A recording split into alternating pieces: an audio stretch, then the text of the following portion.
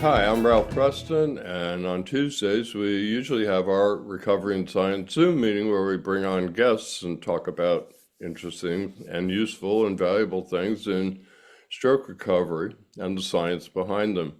Sometimes I don't have guests like today, so we pick some type of subject to talk about or something to do. Last week we played Stroke Jeopardy, which was a lot of fun and engaging, and we all learned a bunch.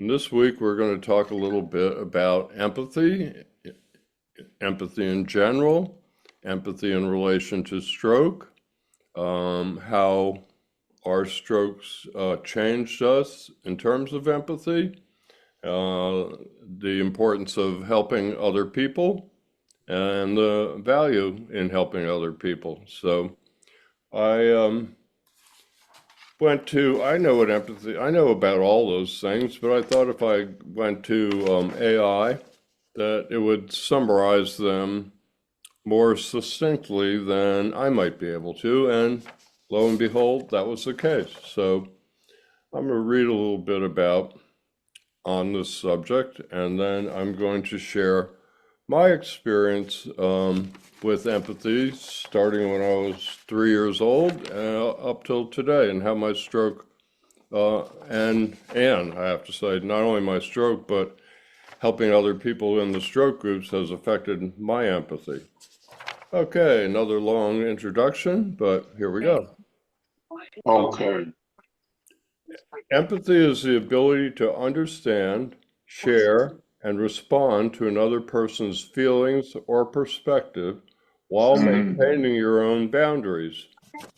It includes cognitive empathy, understanding thoughts and emotions, and Mhm. affective empathy, emotionally resonating with others. So that's the definition. So I also ask it, why is this important? Um, and the answer came back. Empathy evolved in humans and other mammals to support survival through parental care and group cooperation. It fosters social bonds, reciprocity, and collective well-being, enabling our species to thrive in independent communities rather than in isolation. And our ancestors lived in small communities, packs of 30 or so, typically extended family, relatives, and they looked out for each other. We've all seen pictures of various primates picking parasites off each other and doing things. So, it comes back to survival. And uh, oh crap! Sorry, somebody's calling me. Carly. I can't really take it. Sorry about that. I guess she's having trouble getting in and kind of can't troubleshoot right this second. So, um, we all do better when we work together. That's been my experience. And I was raised to, with that, I mean, my mom didn't read anything like this to us, but she led by example. And I was kind of raised with the idea that um, we're here to make it easier on each other if we can. Of course, you got to look out for yourself. Um, One thing about empathy, I have a friend who's currently like totally overwhelmed because she keeps looking out for other people instead of herself. And when you do that, you can run out of gas completely and get overwhelmed. And that's not a good thing, because if you don't look out for number one, you can't help anybody else, basically. Um, I know, I've been there. I'll get into that in a sec. So then I asked, well, what's empathy in terms of stroke survivors' context? Stroke often impairs empathy due to damage in the brain areas like the right submarginal gyrus or right hemisphere regions involved in emotional recognition. Interesting, because I had a right side stroke, and I would tell you that I became more empathetic, but I'll get into that in a minute, because it didn't have anything to do with my brain. Apparently those areas weren't affected. I'll tell you right now. Um, what happened to me, and what I think happens to a lot of stroke survivors is, well, first of all, you're going a mile a minute in life, and then you have a stroke, and all of a sudden you can't go a mile a minute anymore. So it slows you down. And in slowing you down, they always say, stop and smell the roses, don't they? Okay, so in being slowed down in terms of the pace of your life, you have more time to take a look around. And I found that in taking a look around, I'm not saying I wasn't aware of people struggling with challenges prior to my stroke, but I can tell you that after my stroke, um, I became more aware of people struggling with challenges because suddenly I was struggling with challenges. Okay, so back to why it's important, or in stroke context, I meant. Survivors may exhibit reduced cognitive and affective empathy, leading to self-centered behavior or social disconnection. Research shows no general increase in empathy post-stroke. Interesting, because I'll be interested to see what you all say, but when I've had minor discussions with people on the subject before, almost everyone said, I'm more empathetic after my stroke. Guess the researchers didn't ask the right questions. Didn't show any increase. Instead, deficits are common through therapy, though therapy can help rebuild it via neuroplasticity. Interesting. Not the answer I was expecting. I'm not sure it's totally correct based on anecdotal evidence that I've seen. So I said, well, what's the importance of supporting each other? And came back with peer support value. Increased empathy in survivors, or regained through practice, would be beneficial as it enhances compassion, social connections, and emotional support in recovery. It aligns with peer support programs where survivors provide validation, motivation, and shared experiences, reducing isolation and boosting quality of life. So that's what I sort of said in the intro, that the more we share with each other, if you share your thoughts and feelings on any subject, it's beneficial to other stroke survivors because they know that we understand, and they're typically struggling a bit with being surrounded by people who don't understand, and perhaps mobility issues, so they can't get to in-person support groups or that supportive friend who might understand, or yeah, we can help prevent isolation and those isolated feelings. Mutual helping. Why is it important to help each other, just as human beings, not a stroke? Humans help each other to sustain social cooperation, reciprocity, and species survival in group settings. It's kind of a repeat. This builds resilient communities where support is exchanged, promoting overall well-being and enlightened self-interest, meaning you can learn something from other people and apply it to your own life. That's the enlightened self-interest part. And what's specific about stroke, helping others in the stroke community? Stroke survivors helping each other is vital because peers offer unique empathy from shared experiences, providing emotional validation, coping strategies, and reduced loneliness that professionals cannot match.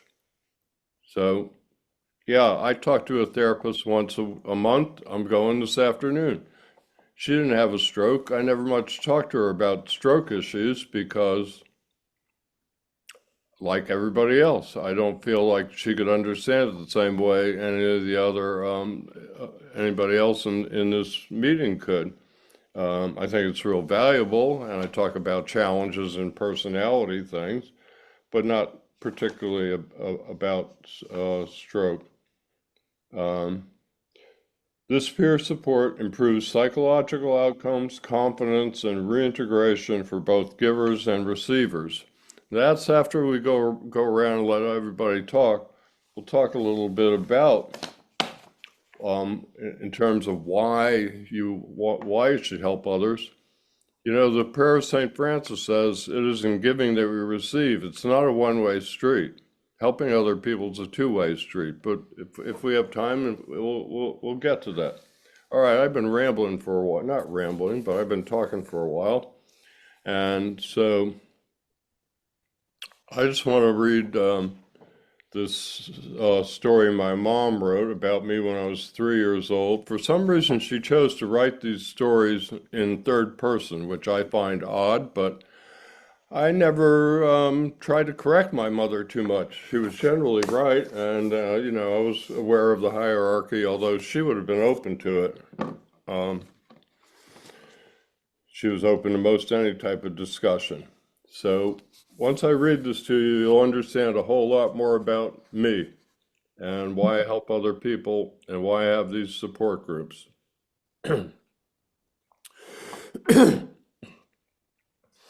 At the time, she called it tender feelings.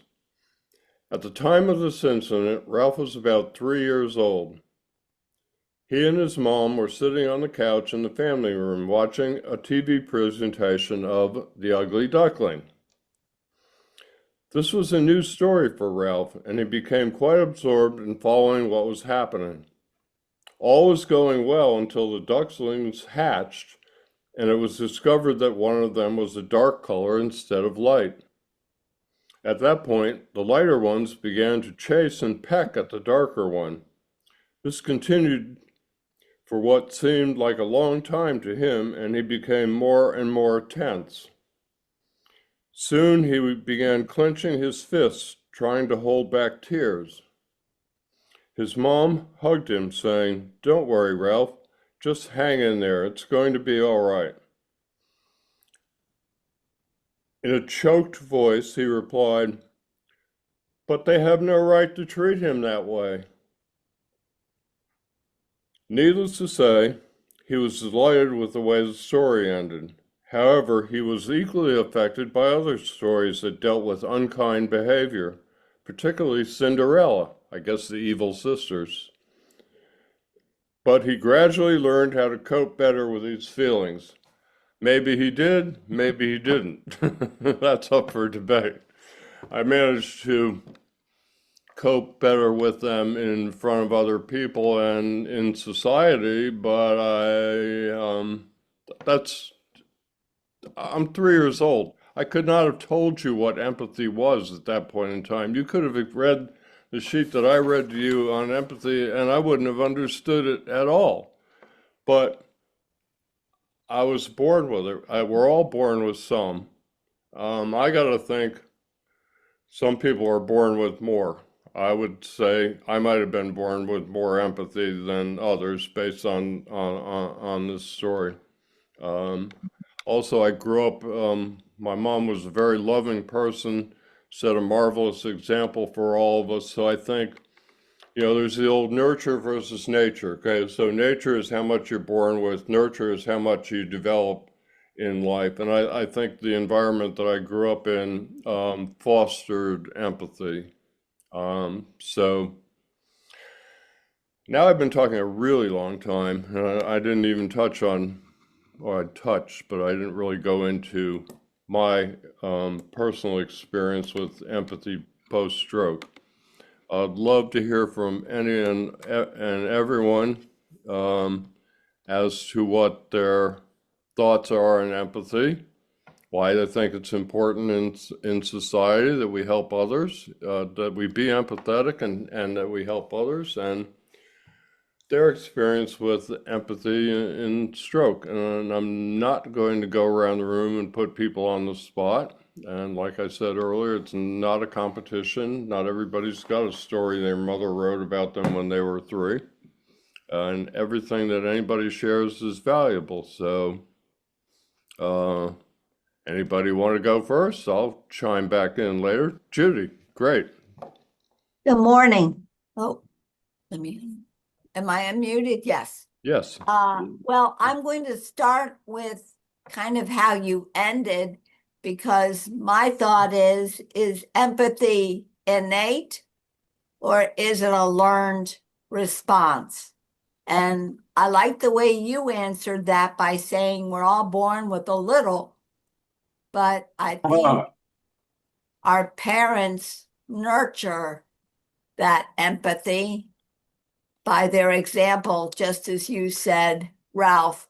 My mother was also a very nurturing and empathetic mom, and I watched her take care of every family member that seemed to get sick or have a surgery or needed some help. My mom was always the one that was there.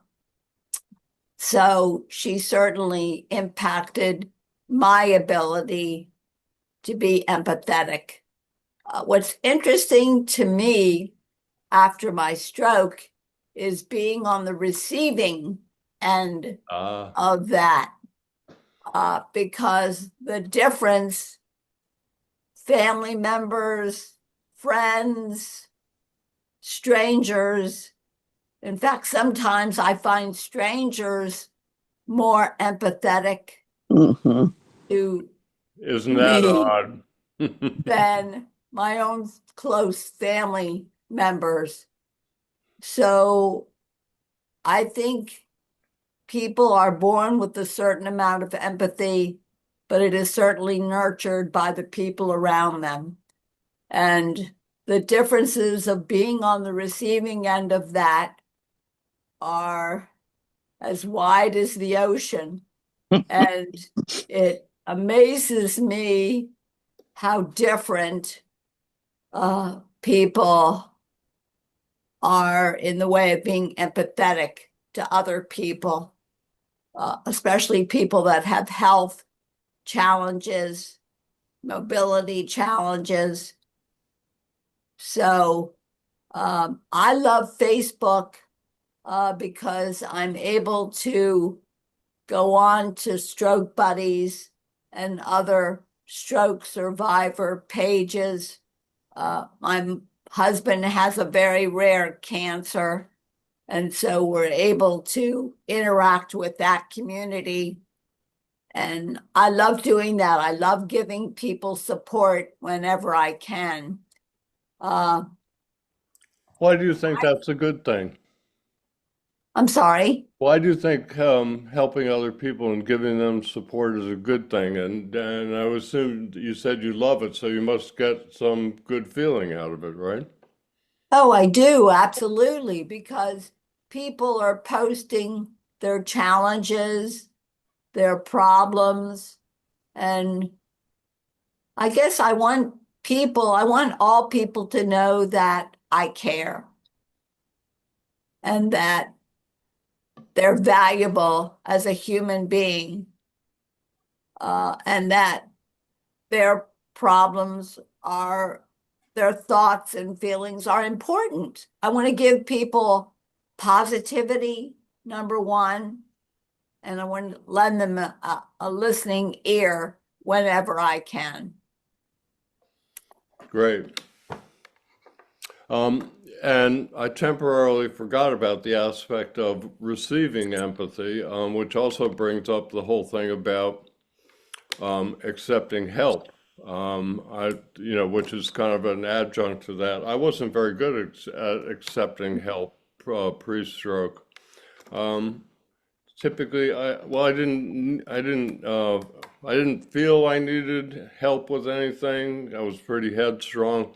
And actually, I didn't need as much as when I found myself sitting in a wheelchair, unable to drive, how am I going to get to physical therapy type situation. So, I temporarily forgot about that aspect of it. The fact that some people, and of course, you brought up the whole family thing. Why family members aren't at the top of that empathetic list? You got the same blood running through your veins. I don't understand it. Sometimes family is at the bottom of the list. They actually act out against the survivor, which I've seen for the 9+ years that I've run the Facebook groups, and I don't understand it. And you know what, frankly, I will never understand it. Period. I won't either. my mom was also like your mom. She didn't preach at us. She didn't teach us anything. I said earlier, she led by example. She was just there. So that when you're in that environment, it's very nurturing in general. And I learned a lot from my mom, and she never sat us down. If you ask her a question, you could have a really important and meaningful conversation with her about it. She would engage in it, but she never in any way, shape, or form preached at us. She didn't have an agenda. Her agenda was to express love, and she expressed love, and I saw it, and I became sorry. I I saw that as my purpose in life to express love and help other people to the point that I kind of feel like that's why we're put here. Uh, Mhm. so, and I haven't done it yet today. I've choked up over thinking about her. So, thank you, Mom. Thank you so much. I thank her every day. So that was great. Anybody else want to go? Say what they say anything on this subject? Just a few words or thoughts. You know, about empathy. I think about things like whether it's things like opposite, like sympathy versus empathy.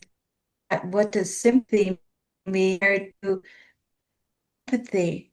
And it was, empathy, understanding going on with that person versus sympathy. I feel so sorry for you. I pity you. And there was a perfect example last night. You don't have to be a certain age to practice sympathy. And the example last night, I signed up for a watercolor course, and it was a course not a course, just a workshop all of February. Anyways, it was my second time going there, and I was sitting next to this lady. She's much older than I was, and she said something that made me automatically realize she was sympathizing. She was not empathizing with me at all. She said, she said, we were in the court done for the evening. She says, man, I was feeling sorry for myself. And then until I saw you come in, until I saw you come in, and I was not upset. I just knew that, it's okay, whatever, it's fine. I have a little tougher skin than for myself to become upset. I know that, she was quite old and she does not know empathy quite yet. It was mind-boggling that she would say, I used to feel sorry for myself, Mandy, until I saw you come in. Holy cow. It was something else. So understanding sympathy is also good as well as understanding empathy. I used to be I used to be uh, an educator teaching adults of about early childhood, and empathy begins like you were reiterating, Judy and Ralph, that it begins in early childhood to understand, share, more information, and that kind of thing is very important. So when you have a 75-year-old not understanding what empathy is, kind of makes you wonder a bit out there that the different examples of people. We will come across all kinds of them. Mhm. You're on mute, Ralph. Mute. I did that.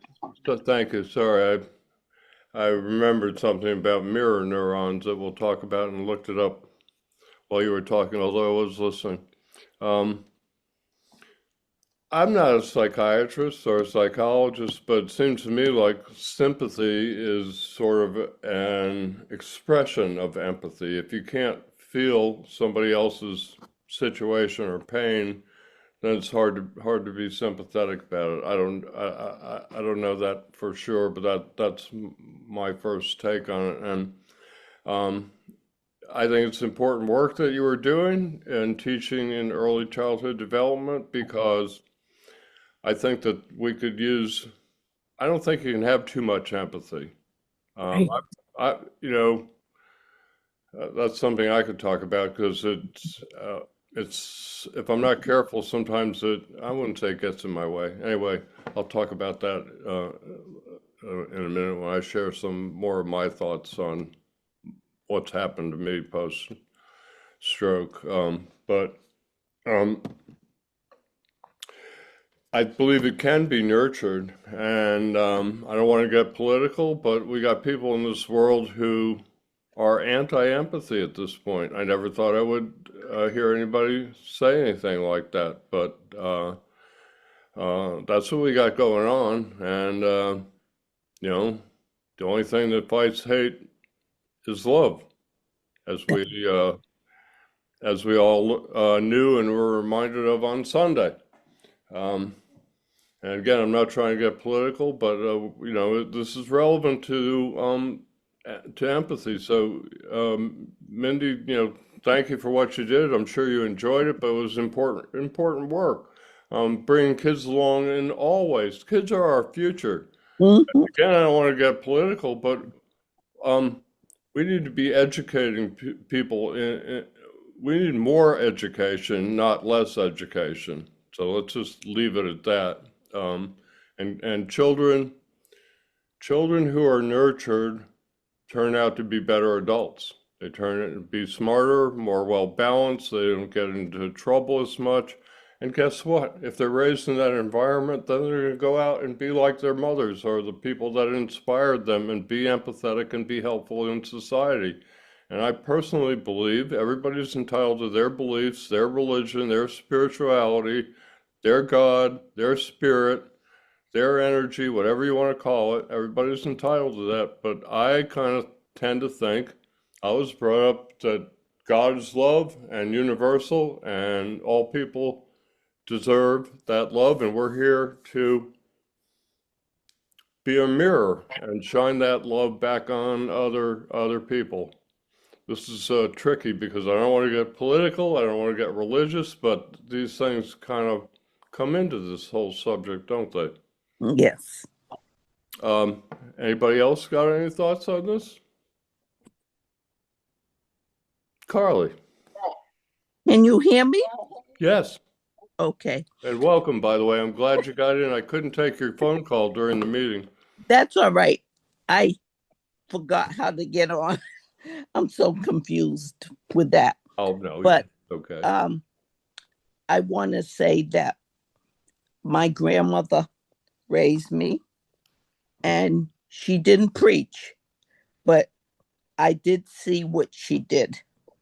We were poor, but she always had food for whoever came by. And she taught me, and I think it's still with me today, that if you have one slice of bread and there are 4 people, you divide it. And everybody has something. Everybody has a piece. So when my mother got sick, for those of you who know, she had multiple sclerosis. My grandmother would take care of her. This was years before they put a label on what she had. And she would eventually get better. But when my grandmother passed, I was her caregiver. And I noticed the difference, Judy, with people saying, "Oh, I don't know if I can open that door or keep it open." They would go in and not open the door. So it would uh, shut on my mother and me. And of course, I was behind her because she was in a wheelchair. So I saw both ends of the spectrum, providing for my mother, feeding her, bathing her, putting her to bed, to the strokes that I have. And I think I got the highest compliment when my older sister, who was, oh, Ralph, she was Miss, you would call her, and I would call her Miss Goody Two Shoes. She always got straight A's. She got a full scholarship. She could do no wrong. But she had a stroke, and she told her son, her caregiver, that she looked up to me. So that was the greatest compliment, because even though her son takes care of her, I I empathize with her when she comes to visit. My son and my nephew bring her in the first floor. And I have the use of my limbs and she doesn't.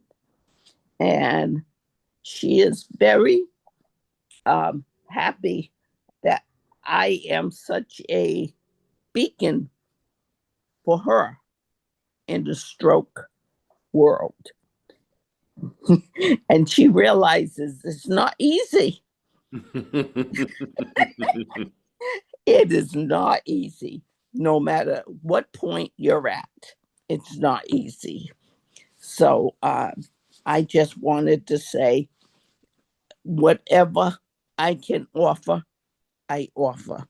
And people think because you have a stroke, if you have all your facilities, you don't think you can't do anything. And I tell so many people, I had a stroke, but I'm mentally aware of what you're doing. If I can do something, let me do it. Don't take that away from me. That's all I have. And that's what I wanted to say, Ralph. Well, thank you. And I would say that your older sister's experience, I have no agenda on this. It's just strictly an observation. It was true for me. I became more empathetic, and I've heard a number of stroke survivors say, yeah, I slowed down. I saw people facing challenges around me. Mhm. I would say that your sister's experience kind of reinforces that. Again, I'm not here to get everybody to agree with me. We're here to have an interesting discussion and share our points of view on this. So, thank you. Anybody else? I have something. Okay, go Winnie. When I had my stroke, I was really happy, but because one of my friends from church came every day to check on me. And so I said, you don't have to come every day. So she said, why not? Nobody else is coming to see you. So I said, okay, thank you very much. And on top of that, she brought things for me to eat because she knew I couldn't cook. So I said, okay, thank you. And then she told her friend, another church lady, and then she started bringing things in for me. So I said, oh my God, it's like you folks are so nice to me. But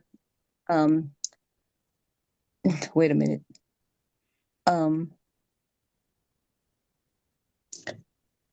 After that, for a while, nobody came around because they figured I could manage myself. So I said, okay, that's fine with me because I was busy going to therapy at that time. So I had to work my schedule around them. And so the the other flip side of that, so is like I have very negative thing because I don't know, as you know, Ralph, I have things in my mind, and then my family members, let's put it that way, my family members are all against me.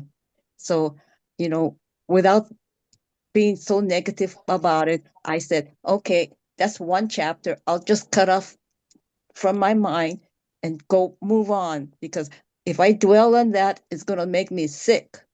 So I said, forget it. You know, Mm. in my mind, I'm saying they don't exist anymore. And so it bothers me, but yet I keep telling myself it's none of their business, none of my business. They don't want to associate with me. That's fine. So, you know, family members can be good and yet can be bad. So it depends on how you look at it. Well, and I say it's on them. You're the Yep. one with a good personality. They're the ones running around being ugly, and that's the curse.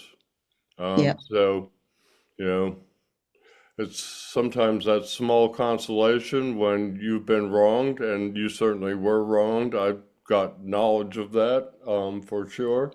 And it's a shame that any family should treat a member of their family. Like I said, we all got the same blood flowing through our veins. I mean, and DNA. I mean, I just don't get it. Um, so you were lucky did you know the second? Here's the question that I popped in my head. Did you know the second church lady, or did she just kind of Yes, step? I knew her as well. You knew her as well. Okay. Yep. Because sometimes people just step up to the plate. One thing that happened to me was my wife was, I got released, and I didn't wait like 3 weeks. I don't know why people wait 3 weeks for the physical therapy place to call them, and they don't call them, and they put them on the schedule, and they wait another 3 weeks. I called about 3 days after I got home and said, because there was only one physical therapy place anywhere near me in the North Carolina mountains, so I knew where they were going to refer me, and asked if they had a referral yet, and sure enough, they didn't. They hadn't called me. Maybe it was a week. I don't know exactly. So I got in right away, but my wife was teaching community college, and she couldn't take me back and forth to therapy. That was a real problem. And I had a friend who I met through the land trust. I did a calendar with land trust, and she was she was a volunteer of the year one year, and she was a big fan of my photography, and that's mostly what I knew about her at that point. And I don't know how she found out I needed that I'd had well, I know how she found out I had a stroke, because I submitted my photography to the local newspaper, and they actually did a story on my stroke in the newspaper. You know, small town newspapers are always trying to fill up the pages with something or other, so they stoop to getting stories about strokes, or about people having strokes. Anyway, somehow or another, she found out I had a stroke through the Franklin Press, and but I don't know how she knew that I had an issue going to physical therapy, but she found out, and she volunteered. I didn't go to her; she came to me, and that was really a beautiful thing. And we were friends before that, acquaintances, working on being friends. Like I said, she admired my photography, and but we bonded over that. She arranged her schedule to go to town Tuesdays and Thursdays and do all her errands and shopping. She dropped me off for PT and OT. I had them scheduled back to back, 10 to 12, and would sometimes eat lunch or would go home or whatever. And we just became really close friends over that whole experience. And that's a roundabout story, but the importance of this is, you know, community, the social aspect, the engagement. I had something I look forward to. She unfortunately died of lung cancer 7 or 8 years ago, and I delivered a eulogy. I videoed it, and I waited till the end, and the minister running it said, "All right, Ralph, I know you got a story. Leave that camera alone and come up here." So I did, and I told my story.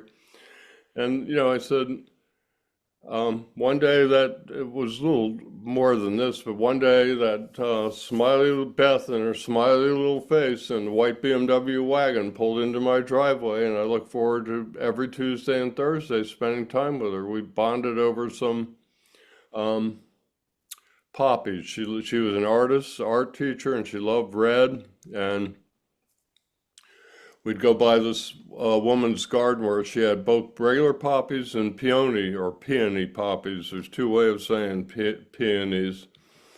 Um, and Beth would look at them and I'd go, well, that's Juanita Soulsby's garden. I delivered them some calendars for free because they were poor country folks with a big garden and they couldn't afford to buy the calendars. So I took them some. I said, I know them. We'll stop in and ask if we can look at the poppies. So we did, and I took pictures of the poppies.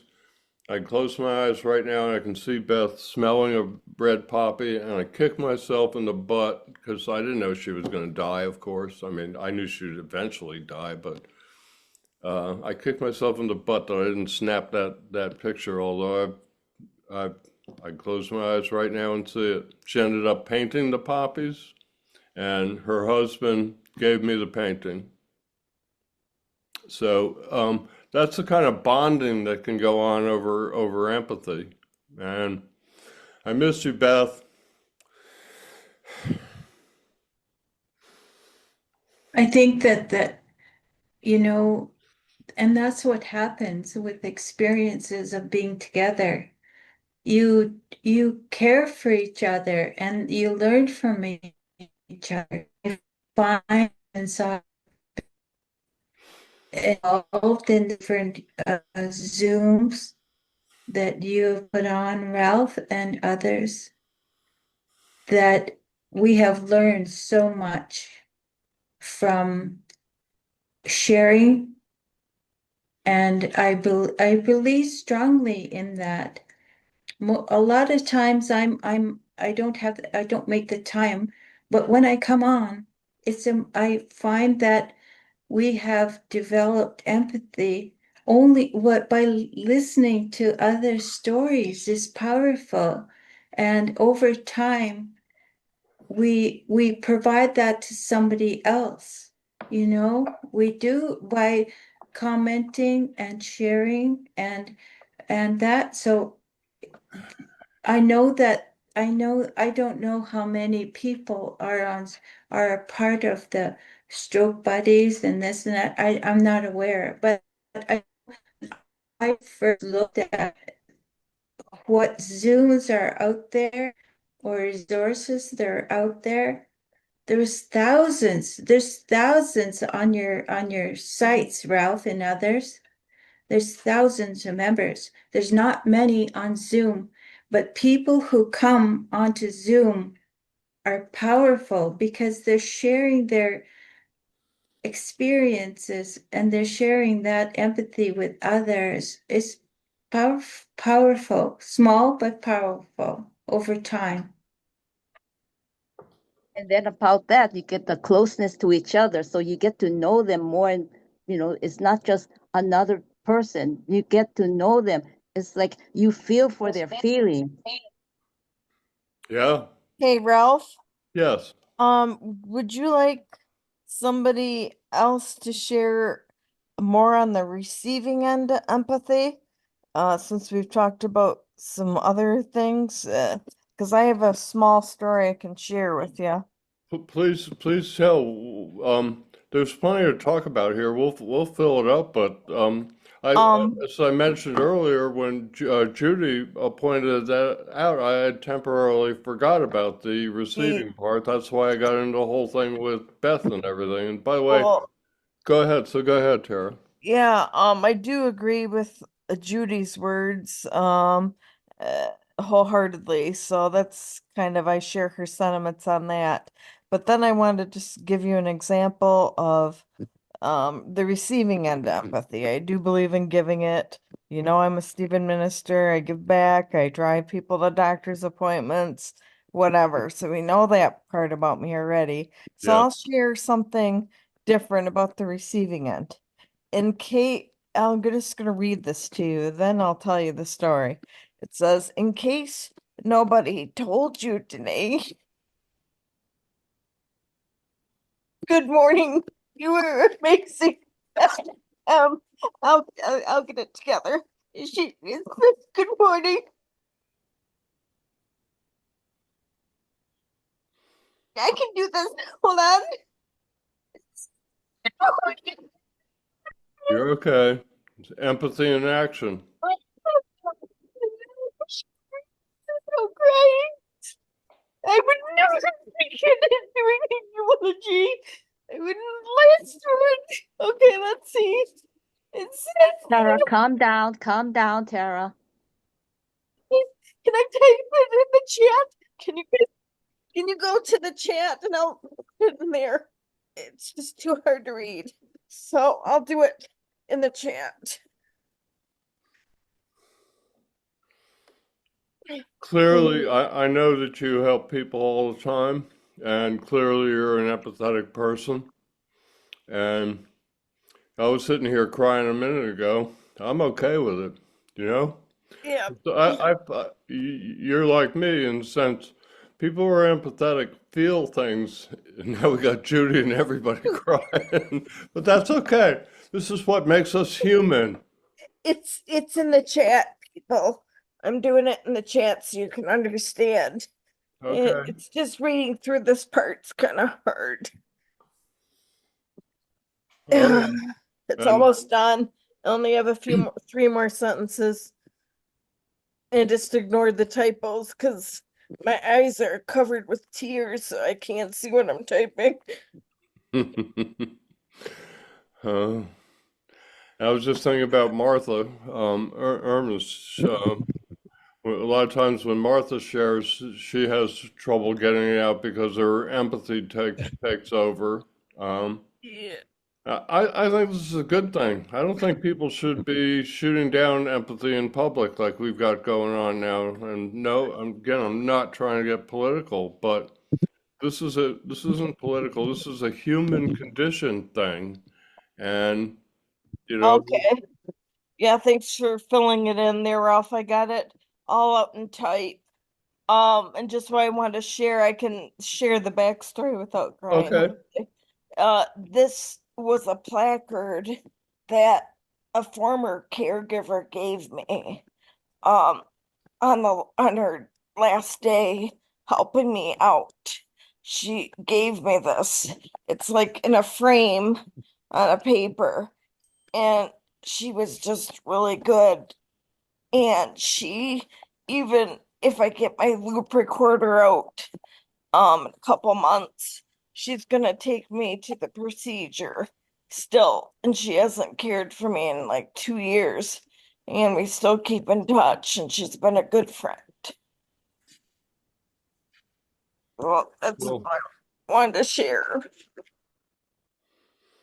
well, when you have a stroke, you really need people to step up to the plate. It was hard for me. I didn't think I needed any help before my stroke, and it was kind of humbling having the stroke and needing a ride to physical therapy. And sometimes in the beginning, I needed help getting across the room. I could do some wall walking, but sometimes I had to go across the room. We all had a number of challenges. I don't need to list mine because you had yours, and so you know what I'm talking about. So it's great when people actually do step up to the plate.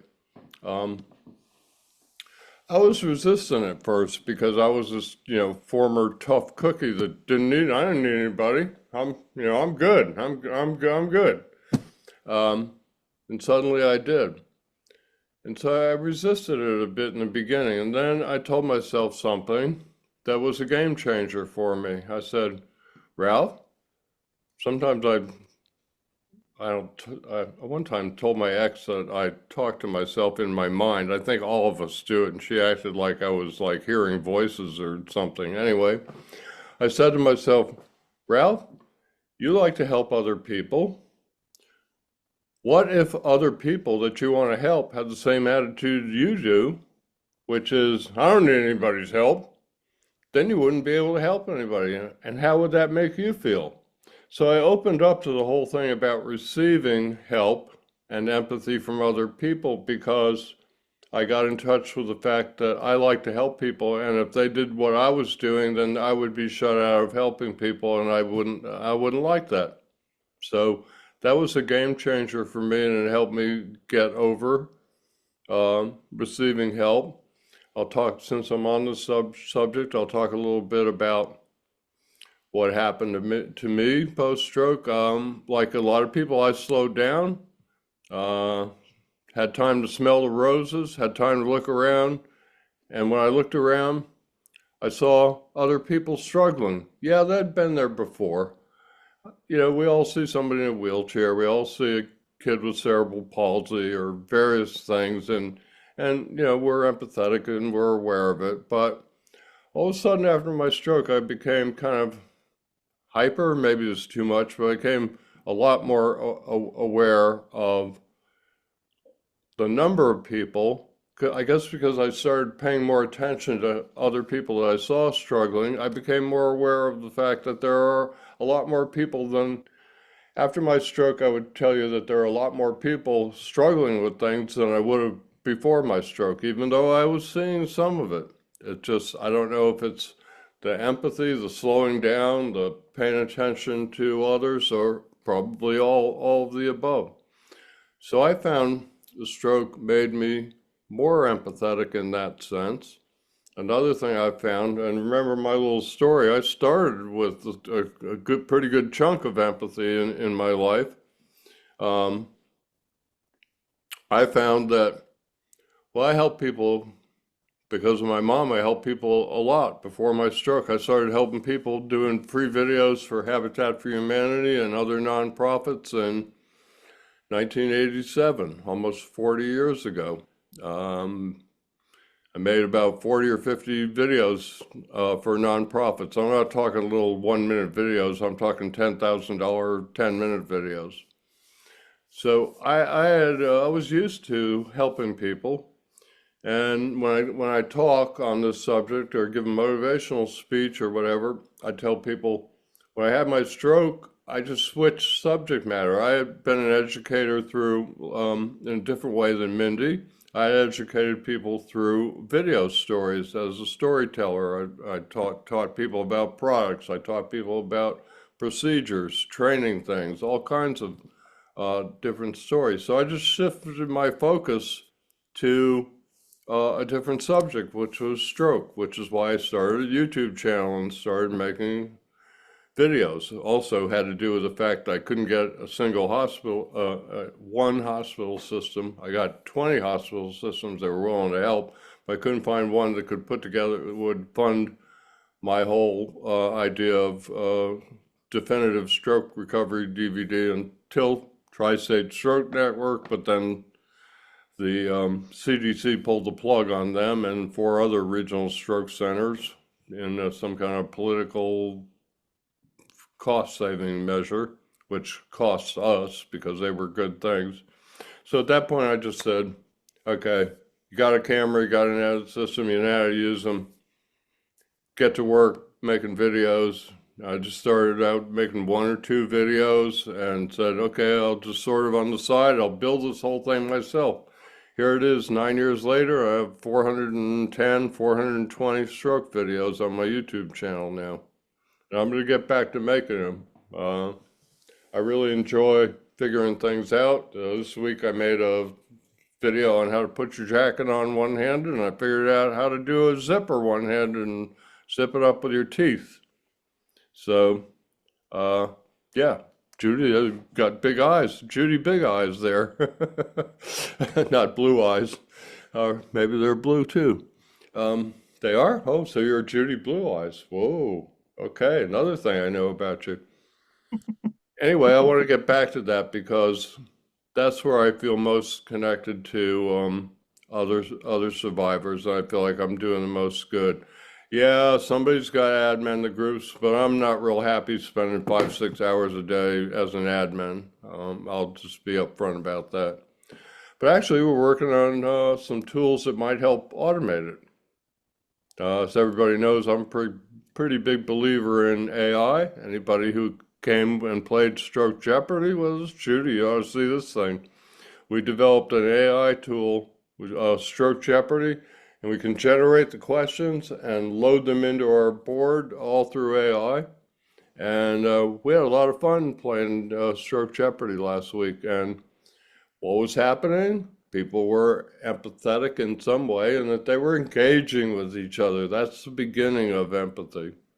Um, and people were learning. And it took us an hour to play what takes 10, 12 minutes on TV, because first of all, they edited it somewhat, not live, completely live. It's shot live, but then they edited it, tightened it up. But the other thing was we got into things like most people didn't know what PBA was, and I do. So I explained PBA, pseudobulbar effect. So I think it'll be a great learning tool. While I'm rambling here, let me just, here's another thing most people probably have not heard about that plays into empathy. This is very interesting. This goes back to the whole fundamental thing. What's innate and what's acquired? Oh, by the way, I have this innate acquired discussion with MedRhythm CEO Brian Harris when I sent him a video of a young boy in diapers, less than 2 years old, playing drums, or the 7-year-old girl playing Johnny Be Good as Chuck Berry ever played it. So what is nurture versus what is nature? Anyway, this goes to the nature aspect of things, and it's kind of fascinating.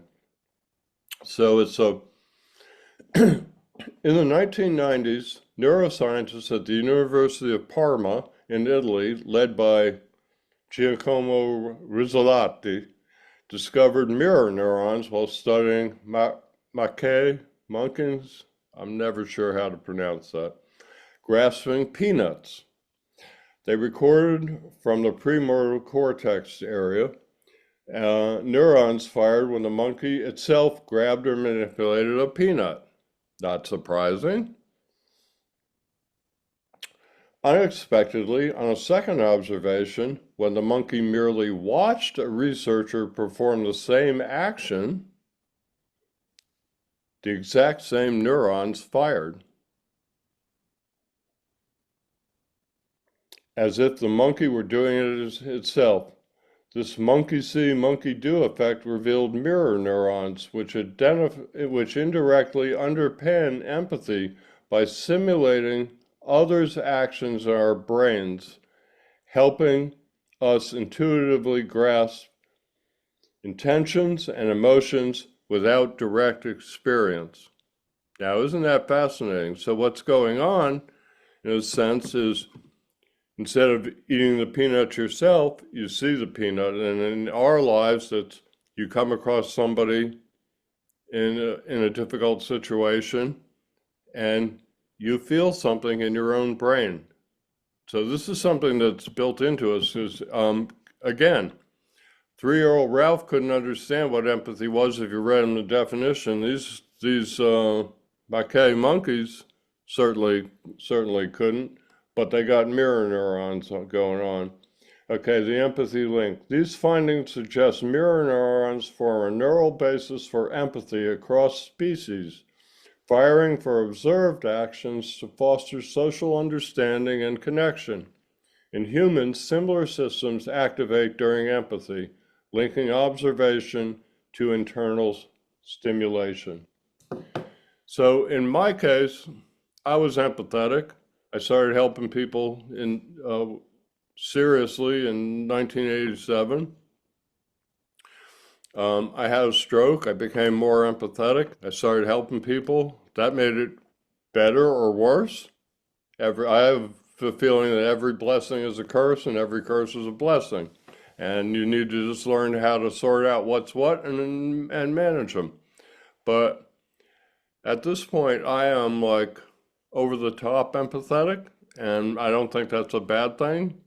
I don't really know how to describe, and what goes on with me is some kind of variation of this, because sometimes when I see somebody, just even if I don't hear a word or if I hear a story, I'm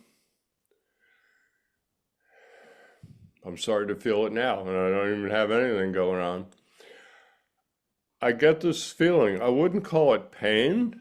It's not like pain, like stabbing yourself with a knife or something, or spasticity pain or something. It's some kind of a emotional distress, maybe. I don't know how to describe it.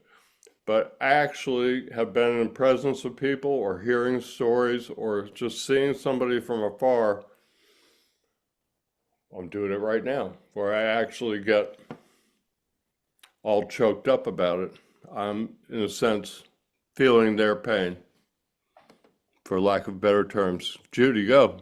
Well, I just wanted to say that you and I had very similar strokes, and I have noticed the same phenomena for myself. Even a news story, a story on the news affects me much greater than it ever did, to the point that if something, has happened to someone, I'm losing sleep over it because I'm so concerned about that person. And then what Well, happens, especially with the news, is that that's compounded on a daily basis, and to the point that I have to turn off the news and take a break. But yes, I am much more affected emotionally by the trials of other people. I take it much more to heart. do you ever get that kind of feeling? I'm not doing a very good job of describing. It's kind of, to me, kind of chest centered. Yes, You do. yes, Well, yes. yeah, I'm the same way. In fact, I'm staring at my TV that I turned cable off 4 months ago. I couldn't take it anymore. I That just, was smart. That was smart. yeah, free YouTube kind of sucks. But actually, I've been watching all kinds of shows on building a house out of nothing in the wilderness for 6 months, and all the fabulous mansions of the Gilded Era. And there's certain things. I don't watch a lot of TV. I never really have that much. I guess when I was married, we watched some because the wife would put it on in the evening and just kind of be there. But as somebody that edited and shot TV all day, it was kind of what they call a busman's holiday for me. If anything, I want to get Take a especially when I break. was working full time in video, I wanted to get the heck away from TV and video. Had enough of it every day. So that's interesting that you actually get that kind of feeling. It's very difficult to describe. It's a certain level of uncomfortableness because I want to do something and often I can't do something. Yes, That was my yes. frustration with the TV. I also have this affliction where I want to fix everything. And you can't fix everything. I'm going this afternoon to talk to Donna, and I'm hearing Donna say, Ralph, you can't fix everything. But I want to, Donna. When I think that's a male thing. That's a male thing. Most men are that way. They're fixers. Right, that's what we do. We are hunters and fixers and the providers. Yes. That's why we're more focused. It's just my crazy theory. Everything goes back to 10,000 years ago on the savannah. There were no all-you-can-eat buffets, so people ate a lot of one thing and they didn't sip on their sippy cup, their adult sippy cup all day. They would only drink when they came across a stream or some safe place to drink. And I think that women are much better. There's no such thing as true multitasking, but women are much better at whatever you want to call multitasking because they had to keep the fires going and bounce 3 babies off of and keep the meat cooked. They were doing 4 things at once. Men were focused on not getting eaten by the saber-toothed tiger or clubbed by another caveman and focused on getting close enough to something to spirit for dinner. So, yeah, men tend to be more focused and women tend to be more, and therefore more isolated and therefore perhaps slightly less empathetic than women? Now, that's an interesting question. Are men or women more empathetic, or is there any difference? I disagreed with the people that studied, said that because we have 2 or 3 people in here who have described how they became more empathetic around their stroke. I don't know who they talked to or if they asked the right questions or not, but that hasn't been my anecdotal experience at all. So, okay, what else we got here? To that, I want to add that something. Okay, sure, great. What you and Judy said. I have a friend that calls me every day or every other day, and she tells me what's bothering her. And now she's at the point of crying all her feelings to me. It's like, like for example, yesterday when she called me, she said all her friends is coming for appointments and stuff. And so she gets all excited. She wakes up 5:30 in the morning just to get ready for them. And then they're really coming in at 9 o'clock. And I said, oh my God, it's too early for you. But she said she cannot help it. That's her way. But her anxiety is all in her. So she works herself all up. So I said, you got to relax and think about something more pleasant. But then now she's to the point where she cries it all out. She said she cannot help. But even like the Super Bowl, she said she was crying about who's going to be winning. But really, she didn't care who won. She just wanted to watch, but she's all excited about it. It's like, oh my God, it's like she spent so much time with me crying about it. It's like, is that the next phase of it? Well, first I would ask, I would suspect she's gone through some type of trauma. Maybe she's a stroke survivor or she's dealing with some other challenges. Yes or no? She's not a stroke survivor. No. Nope. Well, first, okay, let me back up. First of all, you should be honored that she's sharing that with you because those are her deepest, darkest secrets and emotions, and people just don't let those things out to anybody. And she clearly sees you as not as a threat and perhaps somebody that can, well, certainly you're offering an ear and maybe a shoulder to cry on, and so she sees some value and some help in you, and she's, like I said, sharing things that she probably would not share with other people. I'm not a psychiatrist again. I'm still not. I didn't get a degree in the last half hour. But I think that, well, we teach men not to cry, and I think that's wrong.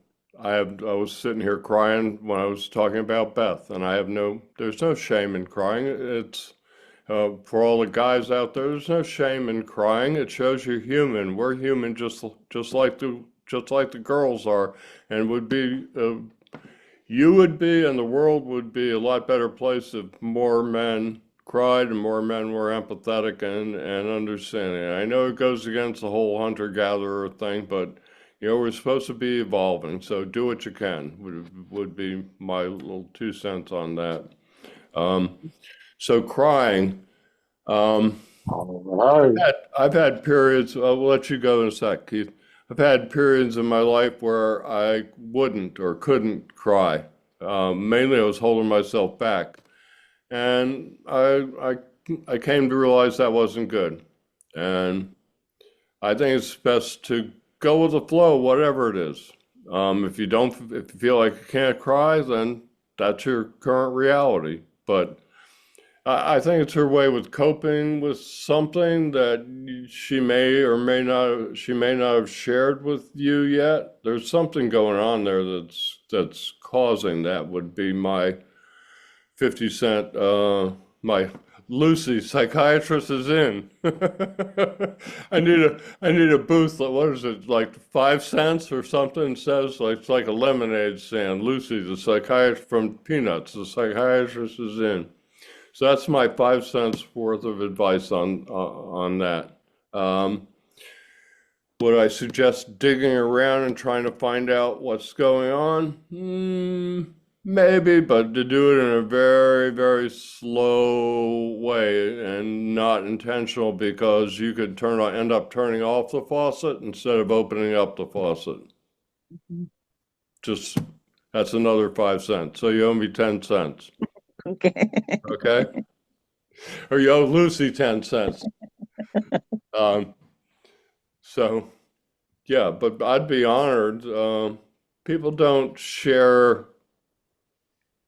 extremely personal things with strangers.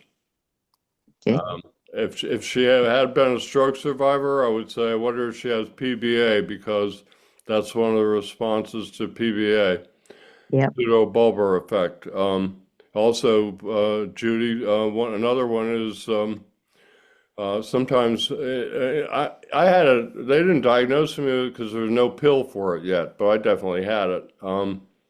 I'd be like laughing at a joke, what I thought was a joke, and nobody else would be laughing. They'd all be looking at me like, why are you laughing? I'd see a commercial on television about this much poignant, maybe. I mean, not just a flat out commercial, maybe a little bit of a story in there, and I'd be crying.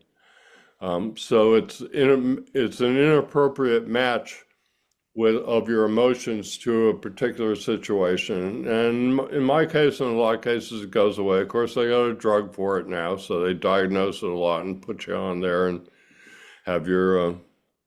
I'm so glad I didn't. I got through it on my own. I'm a big believer on getting through things on your own. I'm glad I'm old enough, because if I'd been born 15, 20 years later, they'd have diagnosed me with ADHD and put me in special classes, stuck me on Ritalin and all kinds of stuff. And I learned on my own to deal with, I think I mentioned earlier, everything's a blessing, everything's a curse. It's what you make out of them.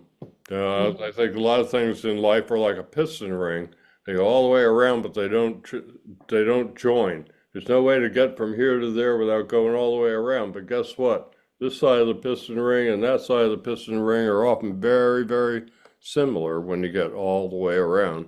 I don't know if that makes sense to anybody. It does in my little screwy brain, because I've thought about it this way. I just wanted to, I'm going to go soon, but Okay. but I have another thought that Winnie brought to mind, is that, through the tears and the amount of emotion can be like but I'm thinking that there are times when you have to set limits on yourself, like the tea, because you can become overwhelmed or take emotion into yourself. And a psychiatrist or whatever you said too, but we have an opinion or thoughts, and my thoughts are not to overwhelm yourself. Take it to the impact that is hurting your heart. Those things, that's important to understand and to keep yourself well and happy and okay. Well, I got another nickel's worth hesitant to call it advice, but I think crying is a good thing. If you've got stuff in you, it's like when you're sick. It's better out than in, if that makes sense. So crying, I think, is a good thing, because she's in case of Winnie's friend, she's getting some kind of a release from something that we don't know the cause of at this point. Now, so I would say it's a good thing. Go with what your being is telling you to do.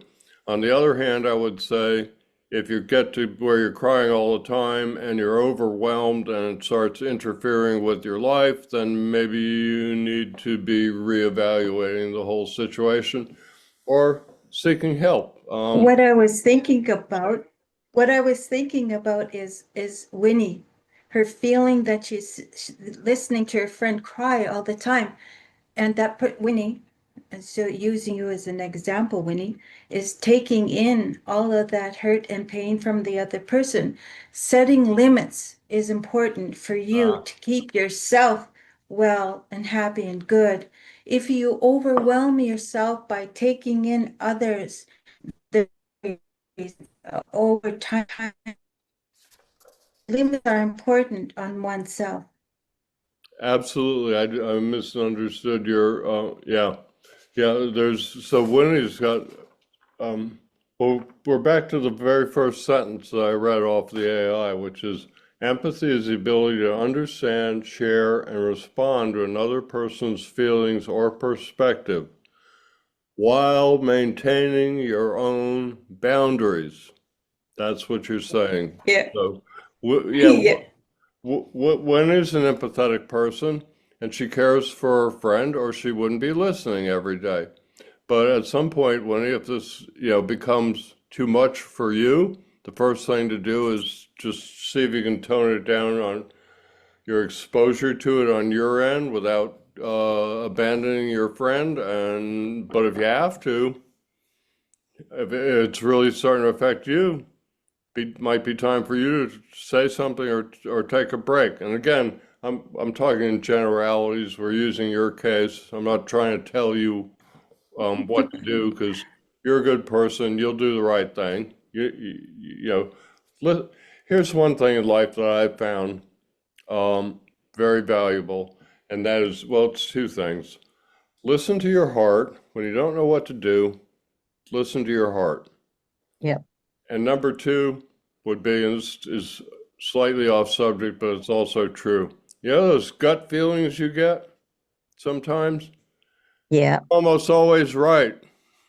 When you get Okay. this gut feeling about somebody, oh, I don't know about them, it almost always proves to be true. Yep. So when you don't know what to do, listen to your heart. And when you get those gut feelings, remember, a lot of times they're true. So, well, I think this might be, Okay. Yeah. since Mindy's getting ready to wave, and I was starting to say that before she got ready to wave, and there's Carly waving. I would say that this is a good time, and there's Judy waving, and there's Ralph waving. So I would say that this is a good time to end this discussion, and I think it was a great discussion. I'm going to put it on YouTube, and I want to thank all of you for sharing your thoughts and feelings on this, because again, I think, back to empathy. I think other people can watch this and learn something from it. And it was, I said to myself, oh, I hope we get into a good conversation about this, and it exceeded my expectations by far. So thank you all very much. Appreciate We you all didn't hear coming. from Marilyn. Well, we didn't make Keith talk either. Oh, yeah. And It's okay. I didn't get to talk. I listened well, and everything was beautiful. And Tara, that was really beautiful what you had put on there. Yes. Thanks. Thanks. well, I So said in the everyone beginning, have a wonderful day.